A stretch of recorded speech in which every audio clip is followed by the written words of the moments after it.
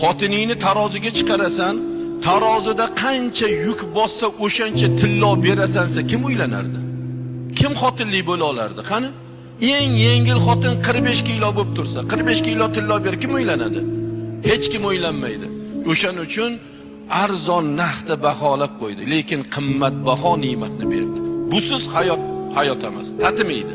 Xotiningiz olgan kuningizdan boshlab uyingizda tekin qorovul, xotiningiz olgan kuningizdan boshlab tekin oshpaz, xotiningiz olgan kuningizdan boshlab tayyor sipiriqchi, xotiningiz olgan kuningizdan boshlab tayyor bolalarni tarbiyachisi, kirlaringizni yuvib beradigan, oq yuvib oq taraydigan.